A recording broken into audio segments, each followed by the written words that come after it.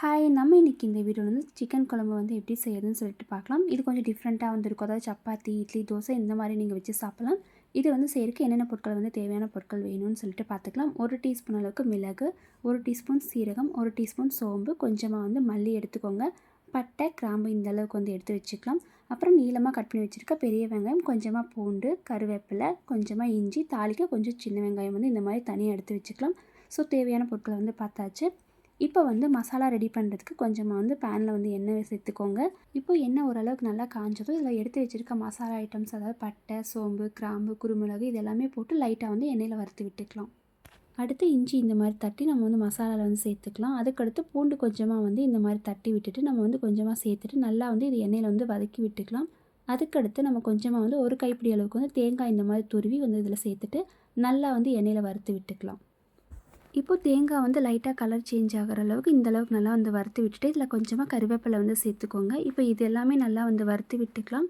இதுக்கடுத்து வந்து 2 டீஸ்பூன் அளவுக்கு இந்த மிளகாய் தூள் வந்து சேர்த்துக்கோங்க. 1 டீஸ்பூன் அளவுக்கு மல்லித்தூள் வந்து சேர்த்துக்கோங்க. 1/2 டீஸ்பூன் அளவுக்கு மஞ்சள்தூள் வந்து சேர்த்துட்டு நல்லா மிக்ஸ் பண்ணி விட்டுக்கலாம். இப்போ வந்து மசாலா அரைக்கிறதுக்கு வந்து ரெடி பண்ணியாச்சு.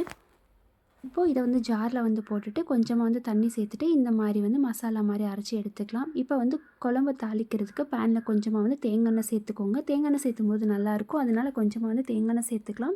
தேங்காய் நல்லா காஞ்சதுக்கப்புறமா இதில் வந்து கொஞ்சமாக 2 சோம்பு வந்து போட்டுக்கலாம். இப்போது சோம்பு வந்து எண்ணெயில் நல்லா வந்து வறுத்து விட்டுக்கலாம். அதுக்கடுத்து வந்து நம்ம கொஞ்சமாக கட் பண்ணி வச்சுருக்க சின்ன வெங்காயம் சேர்த்துட்டு நல்லா வந்து எண்ணெயில் வதக்கி விட்டுக்கலாம்.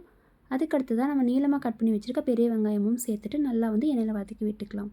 இப்போ வெங்காயம் வந்து நல்லா வந்து வதக்கி விட்டாச்சு. இப்போ அடுத்து வந்து கொஞ்சமாக வந்து தட்டி வச்சுருக்க இஞ்சி, கொஞ்சமாக வந்து பூண்டு வந்து சேர்த்துட்டு நல்லா வந்து எண்ணெயில் வந்து வதக்கி விட்டுக்கலாம். அதுக்கடுத்து கொஞ்சமாக வந்து கருவேப்பிலை வந்து சேர்த்துக்கோங்க.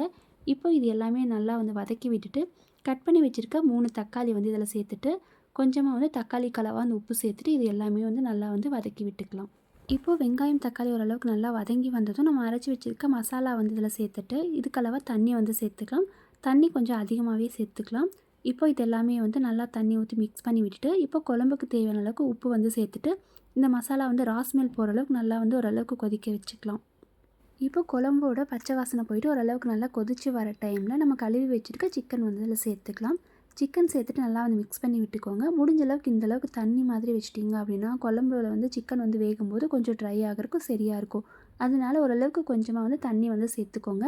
இப்போ இதை நல்லா வந்து மிக்ஸ் பண்ணி விட்டுட்டு ஒரு 15 மினிட்ஸ் இந்த மாதிரி நல்லா வந்து கொதிக்க வச்சுக்கலாம்.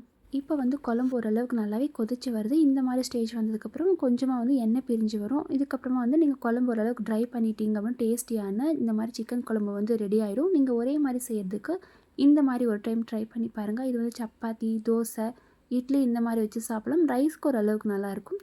ஸோ இதே மாதிரி நீங்களும் ட்ரை பண்ணிவிட்டு எப்படி இருக்குன்னு சொல்லிட்டு சொல்லுங்கள். மறக்காமல் இந்த என்னோட சேனல் சப்ஸ்கிரைப் பண்ணிக்கோங்க. தேங்க்யூ.